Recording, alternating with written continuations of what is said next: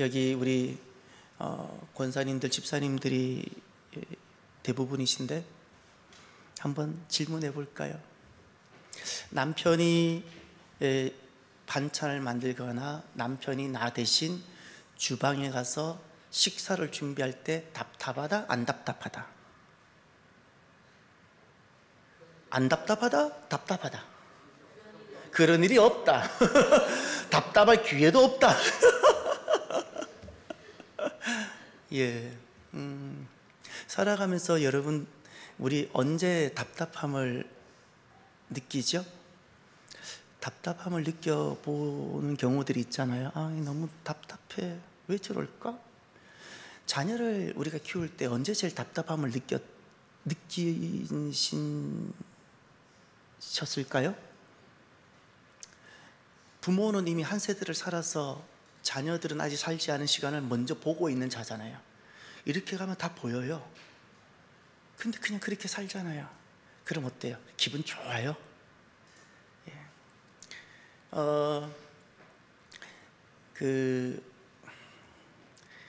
사람들은 이제 자기 수준만큼 모든 것을 보는데, 자동차도 그래요. 사람들은 자동차 자기 기준과 수준만큼 봐요. 그래서 사람들이 자동차를 보는 기준과 수준이 다 달라요.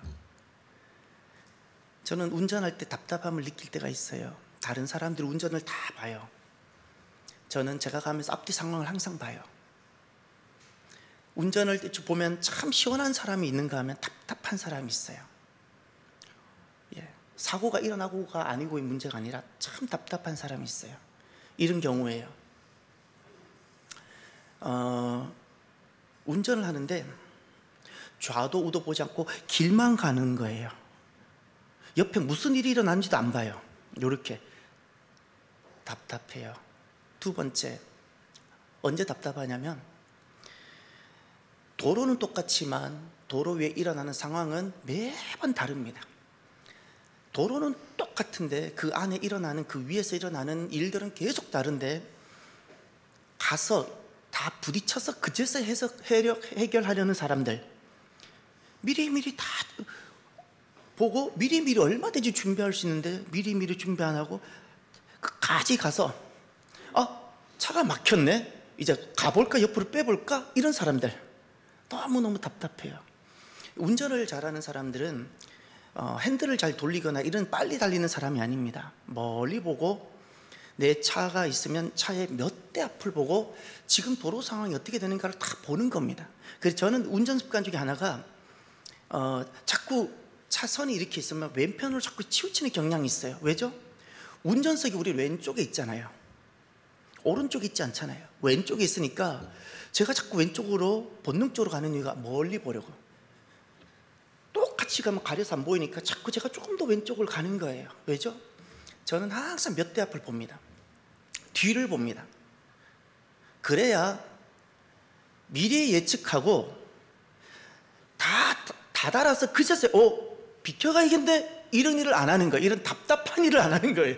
답답한 일을. 예. 그래서 여러분, 우리 교회 생각하면 어떤 생각이 드세요? 우리 교회? 제게 한번 물어봐 주세요. 목사님은 참사랑교회 하면 뭐가 떠오르세요? 물어봐 주세요. 오늘 제가 이 말씀을 하고 싶어서 막 너무 아름다워요. 성도들이 아름답고 믿음이 아름답고 교회가 아름다워요. 저도 75년부터 신앙생활에서 주의를 범한 적이 없어요. 딱 군대 들어갔을 때 초기 제식훈련, 장교들은 제식훈련만 한 달을 해요. 그때는 강제적으로 아무것도 못했는데 그 4주를 빼고 초등학교 6년간 어린이 예배가 3번 있었는데 주중에 주일 2번 빠진 적이 없어요. 사춘기 때, 청소년, 대학 시절, 그냥 교회가 좋았어요. 많은 교회를 하나님이 경험하게 해주셨어요. 개척교회부터 아주 메가처치까지. 교회가 부담스럽진 않아요. 어느 교회든 교회 딱 가면 교회가 이해가 되어져요. 쫙 이렇게 스캔이 되듯이. 우리 교회 특징이 있어요. 진짜 아름다워요. 우리 교회처럼 화초가 잘 관리되고 계절마다 꽃이 있는 교회가 흔할 것 같나요? 그렇지 않아요. 우리 교회처럼 창고를 열어보세요. 창고를 열면 우리 교회처럼 물건들이 내용별로 분류별로 잘 정리되고 창고에 어느 창고에 몇 번 창고에 물건이 뭐가 있는지 창고 대장이 있는 교회가 얼마나 될 것 같아요. 제가 어릴 때 기억해요.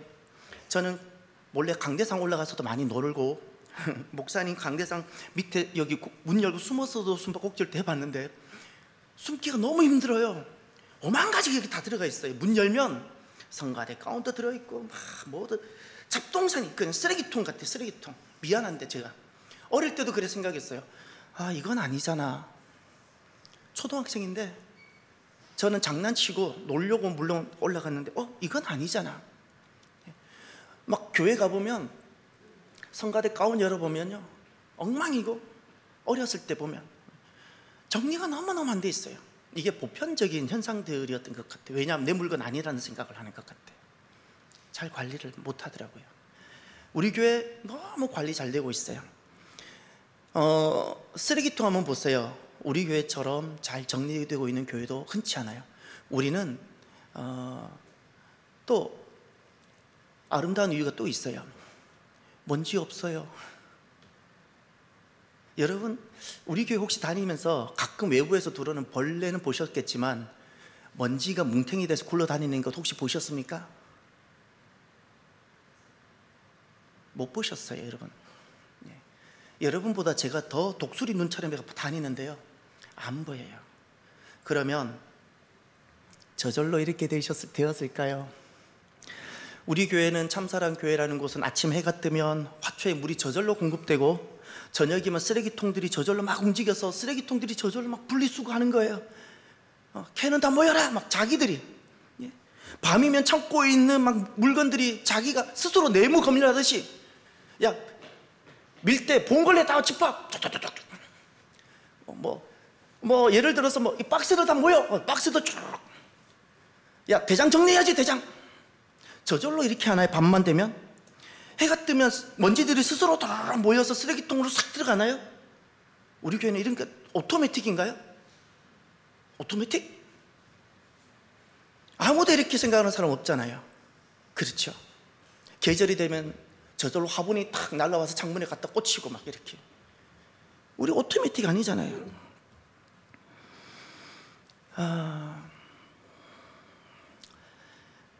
우리 교회가 이렇게 아름다운 것은 저절로 되는 것이 아닙니다.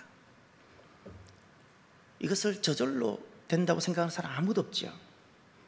그런데 이런 경우가 있어요. 참 답답한, 말이 안 되는 답답한 경우가 있어요.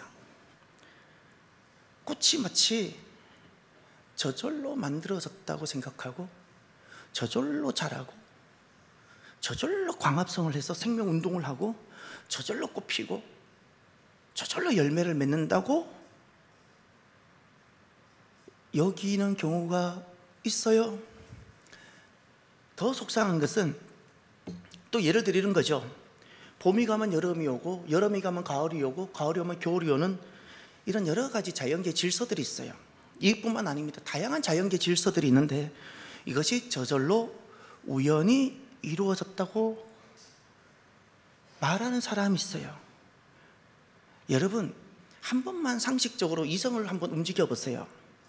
우연이라는 것은요 가능합니다. 우연히 어떤 일이 발생할 수 있어요. 그러나 그것이 반복되고 규칙을 이룬다면 그건 우연이 아니에요. 누군가가 계획한 것입니다. 반복되고 그리고 규칙성을 갖는다면 그것은 절대 우연히 일어난 건 아닙니다. 누군가가 작동한 겁니다. 사람의 몸은 더 신비롭습니다. 사람은 더 놀라운 거예요. 그런데 이렇게 생각하는 사람이 있습니다. 저절로 이루어졌다가 사람이 음식을 먹으면 저절로 소화 효소가 나오고 위에서는 저절로 작동하고 장에 대장으로 내려가면 여러 가지 막 삼투압 현상으로 영양분은 빠지고 이것이 또 피로 공급되어지고 이것이 저절로 된다고 생각해요. 저는 그분들을 만나고 싶고, 더 속상한 것은, 답답한 것은 그분들은 이렇게 생각하지 않는 경우를 지식 없다고 무식하다고 이야기를 하더라고요. 사람은 저절로 우연히 이렇게 만들어졌고, 봄이 가면 여름이 오는 이와 같은 자연계 시스템은 저절로 우연히 만들어졌고, 꽃은 저절로 만들어져서 저절로 자라고 저절로 꽃 피고 열매 맺고, 이게 저절로 되었다고 하는 것을 지식이라 말하고, 거기에 이의 제기하는 것을 무식이라고 말을 하더라고요. 저는 그분들하고 만나고 싶어요. 하고 싶은 이야기가 있어요. 정말 사람이 정말 지성이 살아있다면, 한 번만 지성을 정상적으로 작동했으면 그런 이야기를 못합니다. 지성이 죽었어요. 미안하지만 박사만 못하나요? 건강한 지성이 아닌데. 그리고 양심을 속이고 있다고 여겨요. 양심을 속여요. 아니, 창고에 있는 물건도 저절로 저렇게 되었다고 말하는 사람 아무도 없는데, 창고에 있는 물건이 정리되는 것과 비교할 수 없는 자연계의 법칙과 인간의 놀라운 신비로운 이 질서가 어떻게 저절로 우연히 이루어졌다고 말할 수 있죠? 제발 좀 이야기 좀 해줘보세요. 어떻게 그런 논리가 나오는지. 이때 말도 안 되는 답답함을 느낍니다. 그런데 이 말도 안 되는 답답함이, 정말 말도 안 되는 답답함이 세상을 지배하고 있어요. 이게 지금 우리가 살아가고 있는 비참한 세상이에요. 그래 보세요. 우리도 이렇게 답답한데, 이 모든 것을 만드시고 지으시고 섭리하셔서 통치하시며 다스리시는 하나님 보셨을 때 얼마나 답답하시겠어요. 저는 그거 많이 느껴요. 우리가 부모가 되어서 자녀를 양육해 보셨지요. 그래서 우리가 답답함이라는 걸 알죠. 하나님 얼마나 답답하실까.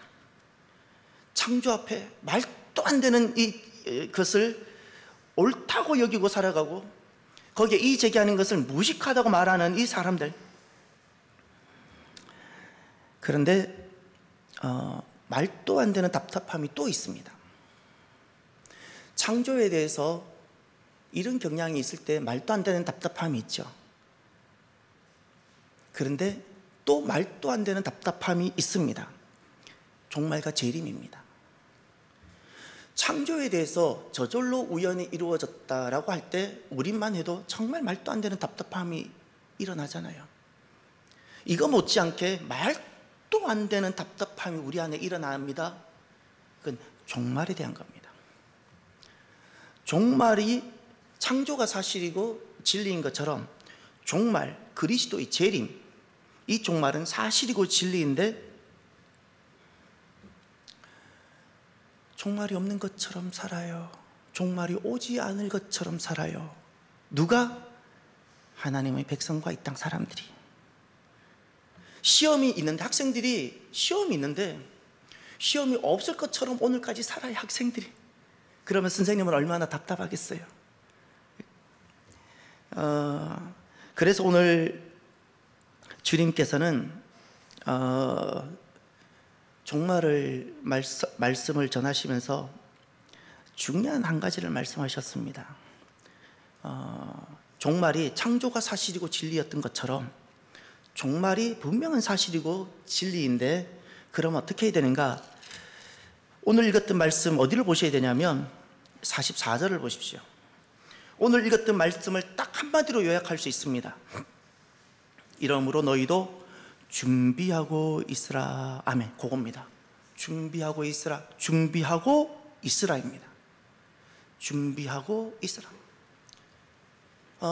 창조에 대해서 우리가 이렇게 답답함을 느끼는 경우가 있는 것처럼, 종말에 대해서도 너무나도 답답한 삶과 답답한 인생이 될 수가 있다는 사실을 기억하십시다.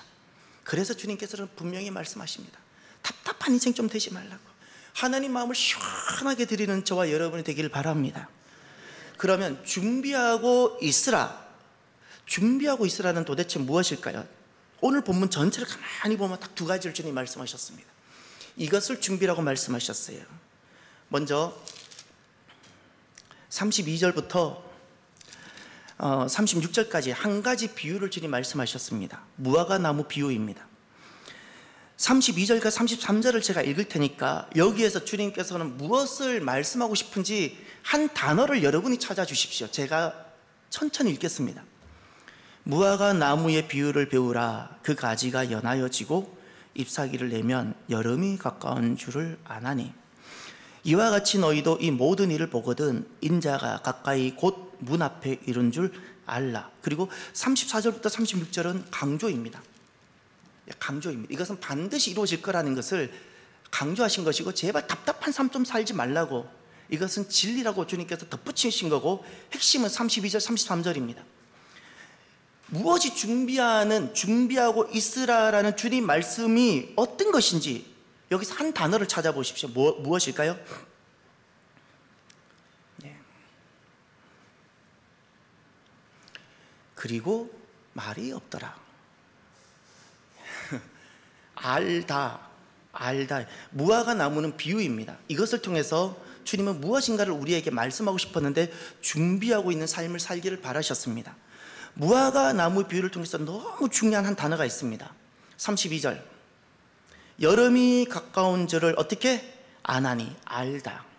33절 이 모든 일을 보거든 인자가 가까이, 이것이 종말입니다. 가까이 곧 문 앞에 이런 줄 어떻게 알라. 준비하고 있는 삶은요, 아는 삶입니다. 준비하지 않는 삶이라는 도대체 무엇일까요? 인식의 부재입니다. 예를 들어 볼까요? 우리 산에 대해서는 우리 이교영 장로님한테 겸손히 머리를 숙이고 좀 배우셔야 합니다. 저도 마찬가지. 왜냐하면 많은 시간을 들여서 산과 함께 했고 산을 좋아하시고. 자, 이제 제가 한번 여쭤볼게요. 장로님, 이교영 장로님, 만약에 내가 3박 4일 산을 간다고 치면 어떻게 준비해야 되죠? 장로님이 보통 준비하는 내용을 한번 말씀 좀 해줘 보세요.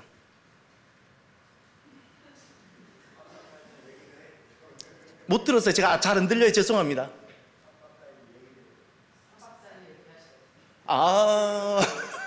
좋습니다. 예. 이 준비는 3박 4일을 이야기해야 된다는데, 그러면 제가 다시 한번 질문할게요. 옆에 계시는 함께 계시는 그 권사님께서 내일이면 3박 4일 산을 가야 되는데, 오늘 만약에 김모모 권사님이 내일 같이 나랑 떠나야 되는데 오늘 또 시장만 보고 있다고 생각해요. 오늘 또 옆집 아줌마 만나서 그냥 배추 이야기만 하고 있는 거예요. 내일 떠나야 되는데. 자, 이럴 때 장로님 심정은 어떠실 것 같습니까? 그러려니. 예. 일단 장로님은 저보다는 마음이 크신 분이에요. 분명합니다. 답답하지 않으시고 저보다는 마음이 크신 분, 이런 분이 우리 교회 장로님이라는 것이 너무 좋습니다. 예. 할렐루야. 이 정도는 돼야죠. 장로님이시면. 그러려니 김석수 권사님은 복도 많으십니다. 그러려니 우리가 이제 만약에 그게 등산이든 여행이든 100m 운동이든 우리가 준비한다면 이제 100m 달리기 선수를 생각해 봅시다. 내일 100m 내가 반대표로 100m를 뛰는 선수가 되었어요. 그럼 난 오늘 뭘 할까요? 준비해요. 신발도 준비하고 최대한 경량 가벼운 걸로 옷도 준비하고 미리 가서 라인 트랙도 보고 오늘 한번 뛰어보고, 그렇지 않겠어요? 이게 아는 거예요. 이게 내일 준비한다는 것은 내가 그것을 인식한다는 겁니다. 할렐루야. 준비하지 않는다는 것은 인식의 부재예요. 내일 3박 4일 가야 되는데 시장 이야기 하는 거예요. 어느 권사님처럼 배추 이야기만 하는 거예요. 배추 이야기. 이게 인식의 부재라는 거예요. 인식의 부재. 그러면 종말을 준비한다는 것은요, 인식이 있느냐는 겁니다. 이게 알다입니다. 이게 준비입니다. 자, 그러면 구체적으로 주님께서 어떻게 말씀하셨는가를 보십시오. 32절에 무화과 나무와 관련해서 이렇게 말씀하셨습니다. 그 가지가 연하여지고 잎사귀를 내면 여름이 가까운 줄을 아나니 안다. 여름이 가깝다는 것을 안다 했어요. 여름이 가까운 줄 안다. 딱 요겁니다. 여름이라는 것은 헬라어로 데로스라고 말합니다. 데로스. 여름을 헬라어로 데로스입니다. 그러면 유대 계절을 좀 하나 아셔야 되는데, 여러분, 우리 한국 사람들은 계절의 시작은 어디고 계절의 끝은 어디라고 말씀하죠? 예, 시작은 어디요? 봄이죠. 그래서 새 봄이라 그러잖아요. 새 여름 없고요, 새 가을 없고 새 겨울 없는데 봄만 새 봄이에요. 시작이기 때문에 그래요. 끝이, 우리는 계절의 끝을 겨울이라 말하죠. 질문, 유대인들은 계절의 시작을 어디에 둘까요? 또 역으로 유대인들은 계절의 끝을 어디에 둘까요? 저기 되나요? 예, 뭐가 가을이죠? 시작이 끝이에요. 예, 시작이, 우리는 봄이 시작인데 유대인들은 가을이 시작이에요. 그 가을에 있는 절기가 나팔절로 시작하고, 그리고 속죄일을 거쳐서 초막절을 이루면서 가을이 시작돼요. 우리로 말하면 가을의 계절인데 이 초막절을 우리 추석하고 같이 겹친다 그랬죠. 그러니 이스라엘 사람들은 가을이 시작이면 계절의 끝이 무엇이죠? 여름이에요. 데로스가 계절의 끝이에요. 그런데 재미있는 것은 헬라어로 끝이라는 단어가 있어요. 헬라어로 종말이라는 단어가 있는데 그것이 데리스모스예요. 데리스모스. 헬라어로 여름을 뜻하는 단어가 뭐라고요? 데로스. 종말을 뜻하는 단어가 데리스모스. 예. 쉽게 말하면 오늘 본문에 여름이 가까운 줄을 안다라고 하는 것은요, 그 여름을 종말에다가 맞추신 거예요. 실제로 계절의 끝이 여름이고요, 이 여름은, 데로스는 데리스모스를 주님께서 말씀하고 싶으셨던 거예요. 할렐루야. 그래서 지금 안다는 것은 다른 것을 아는 것이 아닙니다. 종말을 안다는 겁니다. 이것이 준비하는 거예요. 종말을 인식하는 겁니다. 종말을 안다는 것은 종말을 인식하고 사는 것. 그러니 살아가면서 하나님은 언제 교회와 하나님 백성들을 볼 때 만약에 인생으로 만약 비유하셔서 적절하지 않을 수 있는데, 하나님은 언제 답답함을 느끼실까요? 교회가, 이 땅에 주님께서 피와 살로 지어진 교회가 주님 다시 오시는 그 구원 계획에 참여하지 못하고 종말을 알지 못하고 인식하지 않은 채 살아갈 때 주님은 답답해하세요. 내일이면 시험인데 학생이 오늘까지 친구 만나고 게임하고 있을 때 엄마가 답답하지요. 가끔 아시아에 한 명 정도 그러려니 하는 엄마가 있기는 해요. 근데 대부분 우리가 답답해 하잖아요. 종말을 준비한다는 것은, 준비한다는 것은 종말을 알고 인식하는 삶을 살아간다는 겁니다.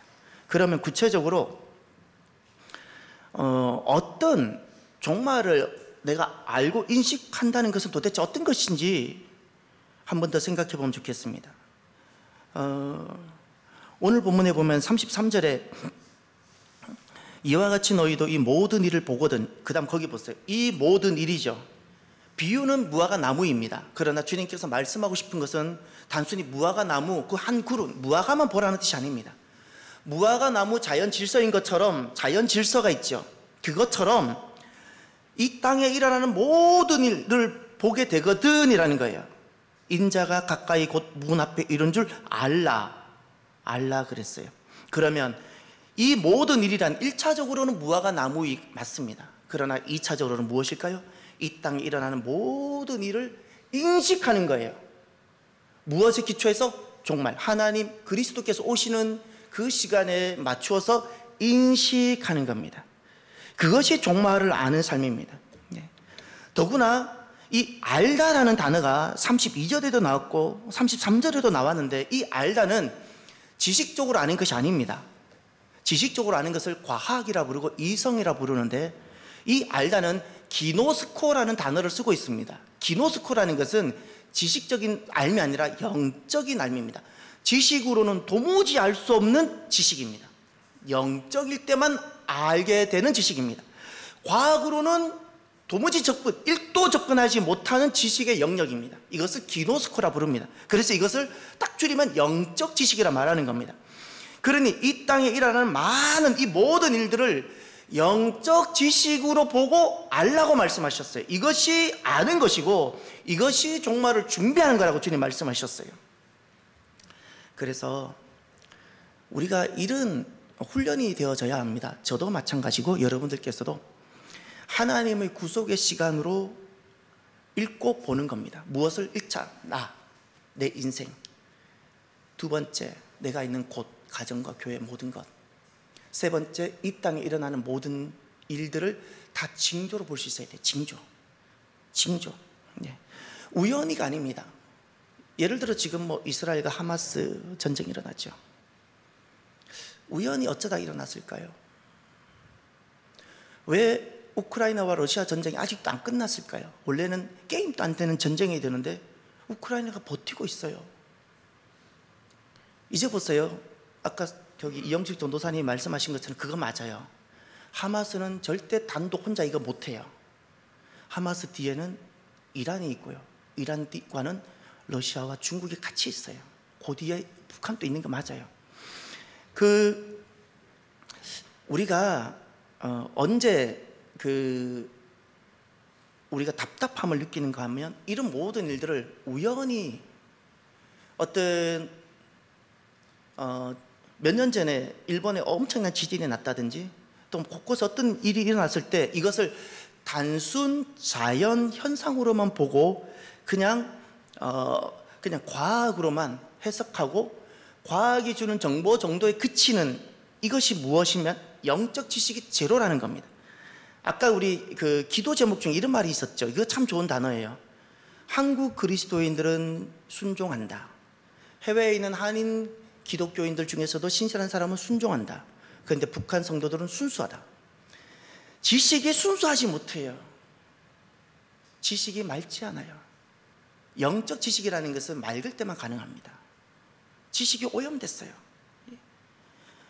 다 그냥 단순한 자연 현상으로만 보는 거예요. 하나님이 그렇게 메시지를 보내도, 메시지를 그렇게 보내셔도 단순한 자연 현상으로 아무런 문둥병 환자의 특징은 찔러도 감각이 없어요. 하나님이 그렇게 메시지를 보내고 징조를 보내도 무감각해. 문둥병자처럼 못 느껴요.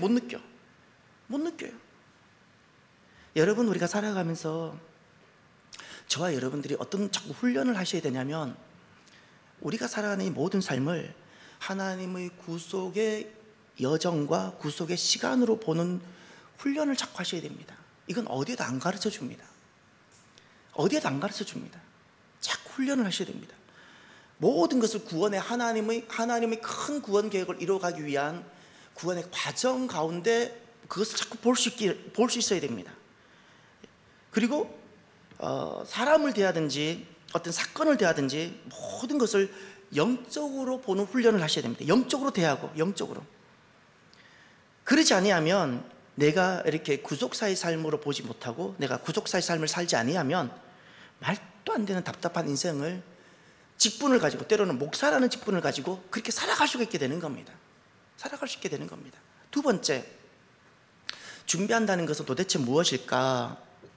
시간이 많이 없어서 바로바로 진행할게요. 깨닫다라는 겁니다. 이제 37절부터 37절에 노아 홍수 비유를 한번 나옵니다.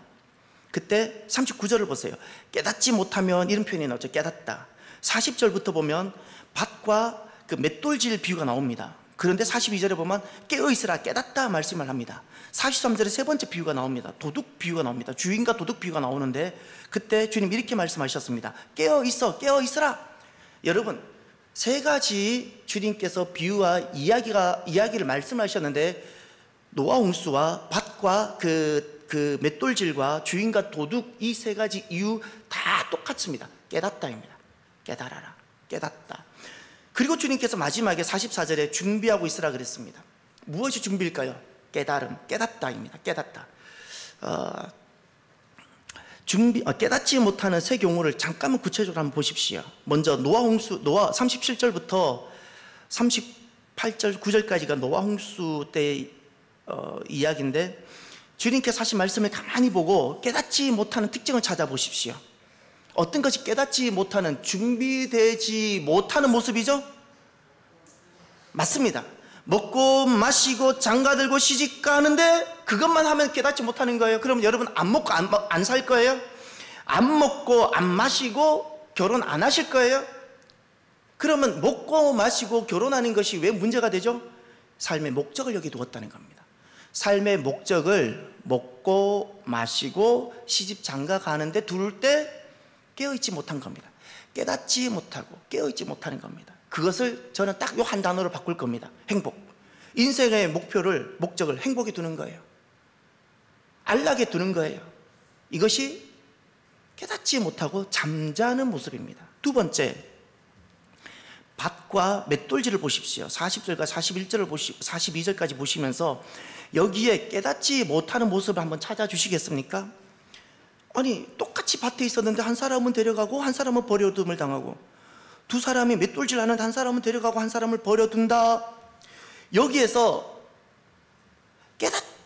깨어있으라 그랬어요. 깨어있지 못하고 잠자고 있는 경우를 숨어 있어요. 여기는 직접적으로 단어로 나와 있지 않습니다. 행간에서 찾으셔야 됩니다. 두 사람이 같이 일의 현장에 있었어요. 그런데 누구는 구원을 받고 누구는 그러지를 못했어요. 누구는 깨어있었고 누구는 깨어있지 못했다는 거예요. 깨어있지 못하는, 깨닫지 못한 경우를 찾아보세요. 뭘까요? 일하는 것 자체가 문제가 아니에요. 맷돌질 한 자체가 잘못이 아니라고요. 일을 했어요. 맷돌질 했어요. 그런데 열심히 했어요. 그런데 그 일과 사역의 목적을 그 성공과 부와 명예에 두었어요. 그리스도에게 한 번도 맞춰본 적이 없는 거예요. 내가 인생을 살아가는데 내가 일하는 이유, 내가 가정을 갖는 이유, 내가 밥을 먹는 이유를 하나님과 한 번도 연관시켜 본 적이 없는 겁니다. 내가 잘 살고 내가 많은 것을 획득하고 소유하고, 이것이 잠자고 있는, 전혀 주님 오심이 준비되지 않는 깨어있지 못하는 모습. 세 번째, 43절 보면 도둑과 주인과 도둑 이야기가 나옵니다. 43절 가만히 한 절을 보시면서 깨닫지 못하는, 깨어있지 못하는 세 번째 경우를 한번 찾아보십시오. 이것도 행간에 숨어 있습니다.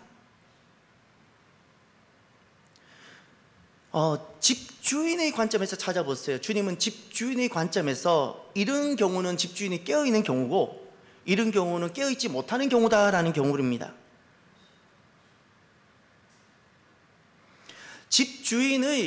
깨어있는 집주인은 어떻다는 거예요? 쉽게 말하면 깨어있는 집주인은 어떤 모습의 사람이고, 집주인이 정신 못 차리고 깨어있지 못하는 집주인은 어떤 사람이라는 거예요.